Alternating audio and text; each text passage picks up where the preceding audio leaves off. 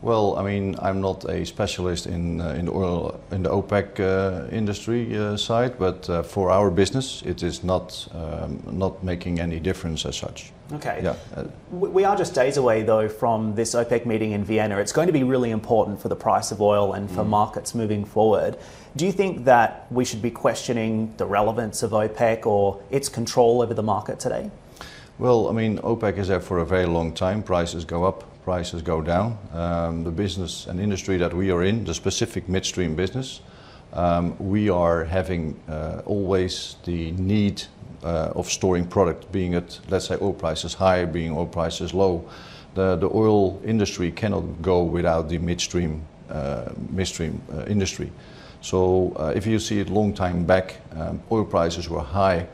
Oil prices were even dropping down as low as $20–25 a barrel, and that's exactly when we started our facility. So, and as of today, when oil prices are back up to $60–70 a barrel, we are still there. So the midstream oil industry is there to stay, and that's why we're also investing in our second phase in Fujairah. How has this drop that we've seen in the price of oil now entering a bear market, impacted your business? Were you surprised by the magnitude of the decline?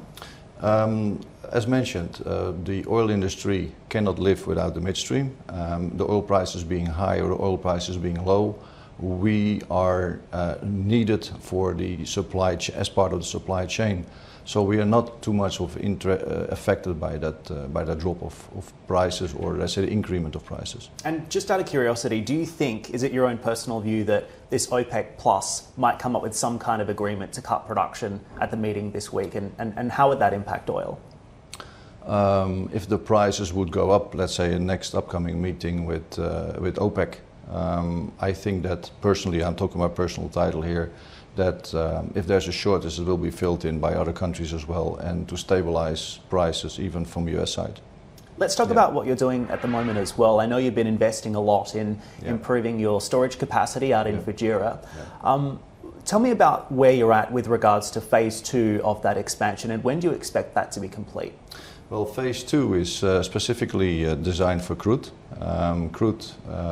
We started at phase number 2, which is about almost 1.5 times the size of our current facility, so it's a huge facility.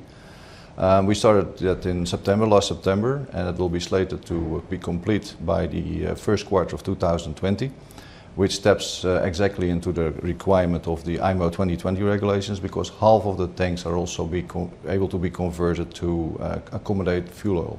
And that's also a very hot item in 2020, because the IMO regulations, International Maritime Organization regulations, mandate that the 3.5 sulfur crude needs to come down to 0.5. So it's a huge opportunity for our company and the terminal industry as such, globally, to tap into that market.